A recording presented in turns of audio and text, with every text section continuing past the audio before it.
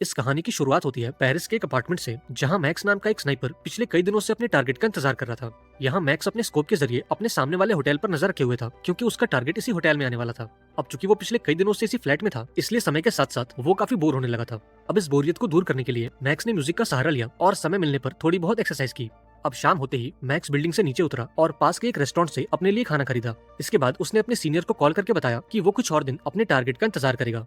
अब बात खत्म होते ही उसने अपना फोन तोड़कर फेंक दिया ताकि कोई उसे ट्रैक न कर सके। इसके बाद वो अपने फ्लैट में वापस आस-पास होने वाली हर एक मूवमेंट को ऑब्जर्व करने लगा। तभी गेट के बाहर से कुछ आवाज आई और यहाँ मैक्स को लगा कि शायद कोई अंदर आने वाला है, इसलिए वो अपनी राइफल लेकर तैयार हो गया ताकि वो इस आदमी को मार सके। लेकिन बाहर तो सिर्फ एक पोस्टमैन था जिसने ढेर सारे लेटर्स को अंदर फेंक दिया और चुपचाप यहाँ से चला गया। इसके बाद मैक्स अपनी पोजीशन पर वापस आया और अपने टारगेट का इंतजार करने लगा। पर कई घंटों तक इंतजार करने के बाद भी जब मैक्स को उसका टारगेट नहीं दिखा, तो उसने थोड़ी देर आराम करने का फैसला किया। अब कुछ घंटों तक सोने के बाद मैक्स की घड़ी का अलार्म बजा और वो नींद से जाग गया। उसकी नजर सामने वाली बिल्डिंग पर गई, जहां उसने अपने टारगेट को देखा। अब बिना देरी किए उसने अपनी राइफल को असेंबल किया और टेबल की हाइट को एडजस्ट करके अपना निशाना लगाने लगा। अब यहाँ मैक्स ने देखा कि उस कमरे में टारगेट के अलावा एक लड़की भी है जो उसे एंटरटेन कर रही है। हालांकि मैक्स ने इस पर ज्यादा ध्यान नहीं दिया और अपने टारगेट पर निशाना लगाने लगा। अब थोड़ी कोशिश के बाद मैक्स को एक परफेक्ट शॉट मिल गया, पर जैसे ही उसने गोली चलाई, वो लड़की उस टारगेट के सामने आ गई। अब ये देखते ही वहाँ मौजूद सारे गार्ड्स अलर्ट हो गए और बिल्डिंग की सभी खिड़कियों को बंद कर दिया गया। इधर मैक्स को भी एहसास हो गया था कि उसने कितनी बड़ी गलती कर दी है, इसलिए उसने सारा सामान पैक किया और एक स्कूटर पर बैठकर यहाँ से निकल गया। अब रास्ते में उसने अपने सारे सामान को शहर की अलग अलग जगहों पर फेंक दिया ताकि कोई उसे ट्रैक न कर सके। अब थोड़ी देर बाद वो एक पब्लिक टॉयलेट में गया और खुद को अच्छी तरह से साफ किया। इसके बाद उसने अपनी शेविंग की और कपड़े बदलकर बाहर आ गया। इसके बाद उसने एक टैक्सी बुक की और फटाफट से एयरपोर्ट पहुंचा, लेकिन अंदर जाने से पहले उसने अपना सारा सामान और पास पड़ी एक बंदूक को डस्टबिन में डाल दिया। इसके बाद वो एयरपोर्ट के अंदर गया, जहां चेक इन काउंटर पर उसने कुछ पुलिस वालों को देखा। अब ये देखते ही वो फौरन लाइन से बाहर आ गया और एयरपोर्ट के टॉयलेट में जाकर खुद को दोबारा से साफ किया। तभी मैक्स के बॉस ने उसे कॉल किया और यहाँ मैक्स ने उसे पूरी बात बताई। यहाँ मैक्स का बॉस कहता है कि हमारा क्लाइंट तुमसे काफी नाराज है, क्योंकि तुम उस आदमी को नहीं मार पाए और तुम्हारी इस गलती के चलते उस टारगेट ने अपनी सिक्योरिटी को और बढ़ा दिया है और अब उसे मार पाना लगभग इम्पॉसिबल है। अब इन बातों को सुनकर मैक्स को भी थोड़ी टेंशन हुई, पर फिर उसने खुद को शांत किया और बात खत्म होते ही अपना फोन तोड़कर फेंक दिया। इसके बाद उसने डोमिनिका जाने वाले एक प्लेन को बोर्ड किया और अपने घर की ओर निकल गया। अब जब मैक्स प्लेन में था, तब उसकी नजर एक आदमी पर गई जो उसे घूरे जा रहा था। अब यहाँ मैक्स को लगा कि शायद ये बंदा भी एक हिटमैन है और उसने इसे मारने का कॉन्ट्रैक्ट लिया है। अब प्लेन लैंड होते ही मैक्स ने एक होटल में चेक इन किया और अपने रूम के दरवाजे पर एक जाल बिछाने लगा ताकि अगर कोई अंदर आने की कोशिश करे तो मैक्स को इस बात का पता लग जाए। इसके बाद उसने टेबल से एक चाकू उठाया और पास मौजूद एक सोफे पर आकर बैठ गया। हालांकि पूरी रात इंतजार करने के बाद भी जब वो आदमी इस कमरे में नहीं आया, तब उसे एहसास हुआ कि शायद उससे कुछ गलती हुई है और वो कुछ ज्यादा ही सोच रहा है। इसके बाद वो होटल से बाहर आया और अपने सेफ हाउस की तरफ निकल गया, जो कि शहर से काफी दूर एक समंदर के किनारे पर मौजूद है। पर जैसे ही मैक्स अपने सेफ हाउस पर पहुंचा, उसे अपने मेन गेट पर ढेर सारी जली हुई सिगरेट्स और कुछ जूतों के निशान दिखाई दिए। अब मैक्स फौरन समझ गया कि जब वो घर से बाहर था, तब कुछ लोग उसे ढूंढते हुए यहाँ तक आए थे। इसके बाद मैक्स ने अपनी बंदूक निकाली और चुपके से घर में दाखिल हुआ। अब अंदर आकर उसने देखा कि उसके घर का सारा सामान बिखरा पड़ा है और घर में चारों तरफ खून के धब्बे मौजूद हैं। अब ये देखकर मैक्स काफी परेशान हो गया, क्योंकि वो अपनी गर्लफ्रेंड को इस घर में छोड़कर गया था। अब इससे पहले कि वो कुछ सोच पाता, उसके फोन पर एक कॉल आई और उसे पता चला कि उसकी गर्लफ्रेंड हॉस्पिटल में एडमिट है। अब मैक्स भागता हुआ हॉस्पिटल पहुंचा, जहां उसकी मुलाकात अपनी गर्लफ्रेंड के भाई से हुई। अब इस आदमी ने मैक्स को वो पूरी बात बताई जो उसकी बहन ने उससे बताई थी। वो बताता है कि मेरी बहन पर हमला करने वाले दो लोग थे, जिसमें एक हट्टा कट्टा आदमी और एक सफेद बालों वाली औरत थी। इन दोनों का मकसद लूटपाट नहीं था, क्योंकि वो घर में घुसते ही मेरी बहन को पीटने लगे और जब उन्होंने देखा कि अब मेरी बहन मरने वाली है, तो उन्होंने इसे छोड़ दिया और एक हरे रंग की टैक्सी में बैठकर वहां से भाग गए। इधर जब लड़की को होश आया, तो उसने मैक्स को बताया कि वो दोनों हमलावर तुम्हारी तलाश कर रहे थे, पर मैंने उन्हें कुछ नहीं बताया। अब ये सुनकर मैक्स को काफी बुरा लगा, क्योंकि उसके चलते आज उसकी गर्लफ्रेंड इस हालत में थी। अब यहाँ मैक्स ने अपनी गर्लफ्रेंड से वादा किया कि इन सब के पीछे जो कोई भी है, मैं उसे जान से मार दूंगा। अब उस रात मैक्स अपने घर लौटा और अपने गार्डन को खोदकर अंदर से एक बड़ा सा बॉक्स निकाला। इस बॉक्स के अंदर वो सभी चीजें मौजूद थी जिन्हें मैक्स एक मिशन पर इस्तेमाल करता है, जैसे कि ढेर सारी पिस्टल्स, अलग अलग देशों के पासपोर्ट्स, थोड़े बहुत पैसे और कुछ सैटेलाइट फोन्स। अब मैक्स ने इन सभी चीजों को बाहर निकाला और इन्हें एक सूटकेस में भरकर अपने अगले मिशन पर रवाना हो गया। अब एक लंबी छानबीन के बाद उसने उस हरी टैक्सी वाली कैब कंपनी का पता लगा लिया और थोड़ी रिसर्च करने पर यह पता चला कि इन टैक्सियों को राइड से पहले एक ऐप के जरिए बुक किया जाता है। अब उस रात मैक्स उस कैब कंपनी के ऑफिस पहुंचा और चुपके से बिल्डिंग के अंदर चला गया। इसके बाद उसने कैब कंपनी के डेटाबेस से ये पता लगाया कि उस दिन जो टैक्सी उसके घर पर गई थी, उस टैक्सी को कौन चला रहा था। अब काफी ढूंढने के बाद मैक्स ने उस ड्राइवर का नाम और पता निकाल लिया और उसकी टैक्सी को कल की तारीख में बुक कर दिया। अब अगले दिन हम उस ड्राइवर को देखते हैं, जिसका नाम लियो है। अब चूंकि मैक्स ने लियो की टैक्सी को बुक किया था, इसलिए लियो उसकी लोकेशन पर पहुंचा और मैक्स को पिक करके शहर से बाहर ले जाने लगा। अब रास्ते में मैक्स ने लियो पर अपनी बंदूक तान दी और उससे कहा कि मुझे उस दिन की सारी जानकारी दो जब एक लड़का और लड़की तुम्हारी गाड़ी में आकर बैठे थे। अब मैक्स के हाथों में बंदूक देखकर लियो काफी डर गया और मैक्स को पूरी बात बताने लगा। उसने मैक्स को बताया कि उन दोनों के पास भी बंदूकें थीं और मैं उन्हें पिक करने के लिए एक प्राइवेट एयरपोर्ट पर गया था। इसके बाद मैंने उन्हें शहर के बाहर मौजूद एक प्राइवेट विला पर ड्रॉप किया, जहां उन लोगों ने मुझे गाड़ी में इंतजार करने को बोला और थोड़ी देर बाद जब वो बाहर आए तो उनके कपड़ों पर ढेर सारा खून लगा था। इसके बाद मैंने उन्हें एयरपोर्ट पर ड्रॉप किया और अपनी कैब लेकर वहां से चला गया।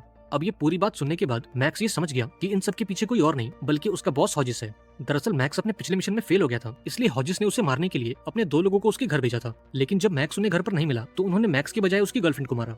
अब ये सब जानने के बाद मैक्स न्यू ऑर्लिन्स नाम के एक शहर पहुंचा, क्योंकि उसका बॉस हॉजिस यहीं रहता है। अब शहर में आने के बाद उसने एक वैन को किराए पर लिया और उस प्लेट को चेंज कर दिया। अब अगली सुबह मैक्स एक सफाई वाला बनकर हॉजिस के ऑफिस के बाहर पहुंचा और सही मौके का इंतजार करने लगा। अब थोड़ी देर बाद उसे एक कुरियर कंपनी की गाड़ी दिखाई दी और इस मौके का फायदा उठाकर वो कुरियर बॉय के पीछे पीछे बिल्डिंग में घुस गया। अब अंदर आते ही वो सबसे पहले डोलोरेस नाम की एक लेडी से मिला, जो उसे देखकर काफी घबरा गई और उसे लेकर हॉजिस के ऑफिस में चली गई। अब मैक्स के कहने पर डोलोरेस ने हॉजिस को बांध दिया और फिर मैक्स ने डोलोरेस को वॉशरूम में लॉक कर दिया। इसके बाद उसने हॉजिस से पूछा कि मेरी गर्लफ्रेंड पर हमला करने वाले लोग कौन थे। इस पर हॉजिस कहता है कि चूंकि तुम उस मिशन को पूरा नहीं कर पाए इसलिए क्लाइंट तुमसे काफी नाराज था और इसलिए उसने तुम्हें मारने का कॉन्ट्रैक्ट दिया ताकि ये बात यहीं दब जाए।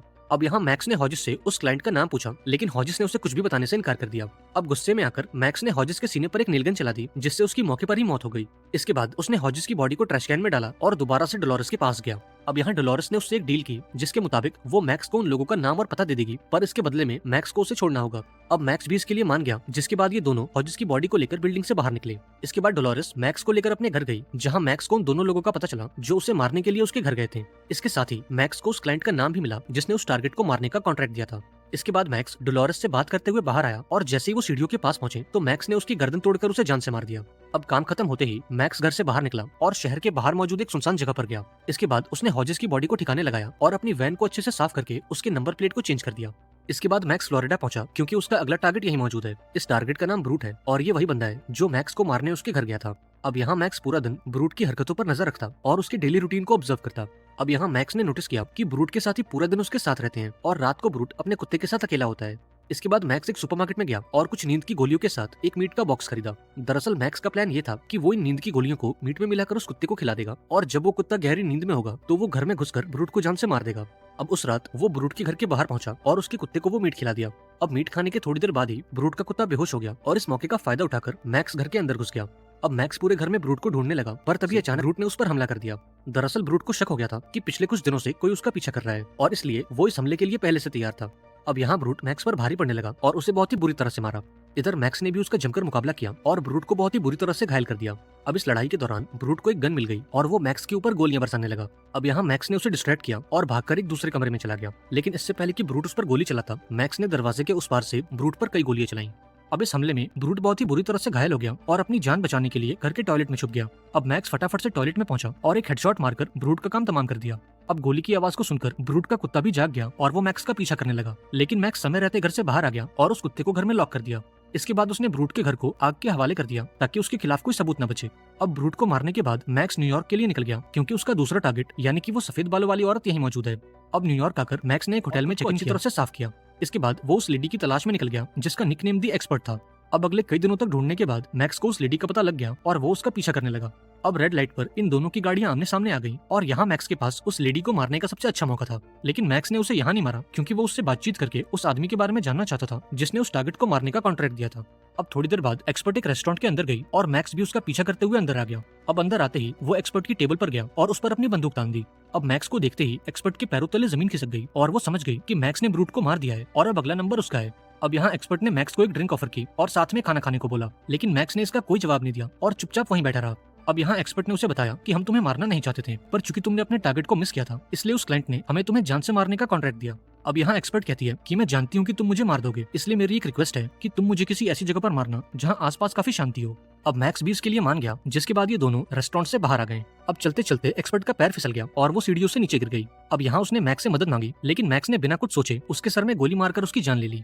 अब मैक्स ने ऐसा इसलिए किया क्योंकि एक्सपर्ट ने अपने दूसरे हाथ में एक चाकू छुपा रखा था। अब जैसे ही मैक्स उसकी मदद के लिए आगे बढ़ता तो एक्सपर्ट उसे जान से मार देती। अब एक्सपर्ट से हुई बातचीत के दौरान मैक्स को उस क्लाइंट का पता लग गया जिसने उसे मारने का कॉन्ट्रैक्ट दिया था। इस आदमी का नाम हेंडरसन था, जो कि एक बहुत बड़ा बिजनेसमैन है और फिलहाल वो शिकागो में मौजूद है। अब शिकागो पहुंचने के बाद मैक्स अपने टारगेट का पीछा करने लगा और उसके डेली रूटीन को ऑब्जर्व करने लगा। अब इस दौरान उसे ये पता चला कि टारगेट जिस पेंट हाउस में रहता है उसके अंदर जाने के लिए उसे वहां की चाबी चाहिए। अब जाने से पहले उसने दरवाजे पर लगे उस लॉक की फोटो ले ली और अमेज़न से फेक चाबी बनाने वाली एक मशीन ऑर्डर की। इसके बाद वो उस जिम में गया जहाँ उसका टारगेट यानी कि हेंडरसन अपना वर्कआउट करने जाता है। अब यहाँ मैक्स ने भी इस जिम की मेंबरशिप ले ली और जब हेंडरसन अपना सामान लॉकर रूम में छोड़कर वर्कआउट करने गया तो मैक्स ने लॉकर से उसका वॉलेट निकाला और चाबी बनाने वाली मशीन के जरिए उसके पेंट हाउस की एक नकली चाबी बना ली। अब उस रात मैक्स हेंडरसन के अपार्टमेंट में गया और उस नकली चाबी का इस्तेमाल करके उसके पेंट हाउस में घुस गया। अब मैक्स को अपने घर में देखकर हेंडरसन उसे एक चोर समझ बैठा और मैक्स से बोला कि फिलहाल मेरे पास तुम्हें देने के लिए कुछ नहीं है। अब मैक्स ने इन बातों का कोई जवाब नहीं दिया और हेंडरसन को हॉजिस का कार्ड दिखाया। अब इस कार्ड को देखने के बाद हेंडरसन ने मैक्स से पूछा कि क्या तुम वही आदमी हो जिसका टारगेट उस दिन मिस हुआ था। इस पर मैक्स ने उसे हाँ में जवाब दिया, जिस पर हेंडरसन ने उसे बताया कि मैंने हॉजिस को अपने एक राइवल को मारने का कॉन्ट्रैक्ट दिया था और चूंकि मैंने ये काम पहली बार किया था इसलिए मुझे इस बारे में कोई जानकारी नहीं थी। अब उस दिन जब तुमने अपने टारगेट को मिस किया तब हॉजिस ने मुझे कॉल करके बताया कि तुम्हारा टारगेट मिस हो गया है। अब ये सुनकर मैं काफी डर गया क्योंकि मेरा राइवल जरूर ये जानने की कोशिश करेगा कि उस पर वो हमला किसने करवाया था। अब इसी बीच हॉजिस मुझे कॉल करके ब्लैकमेल करने लगा कि अगर मैं उन सारे सबूतों को मिटाना चाहता हूँ तो मुझे उसे और पैसे देने होंगे। अब चूंकि मैं काफी डर गया था इसलिए मैंने हॉजिस को वो सबूत मिटाने के लिए और पैसे दे दिए और उन सारे सबूतों को मिटाने के चक्कर में शायद उसने तुम्हें भी मारने की कोशिश की।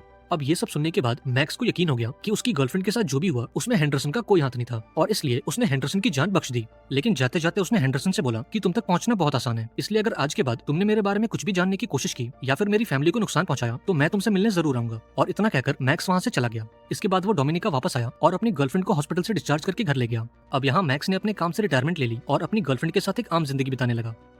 आई होप आपको आज की कहानी पसंद आई होगी। अगर आपको ये वीडियो अच्छी लगी हो तो इसे लाइक कर देना और चैनल को सब्सक्राइब करके कमेंट में एक प्यारा सा मैसेज छोड़ देना। मिलते हैं एक नई वीडियो में, पर तब तक के लिए be safe and keep chilling.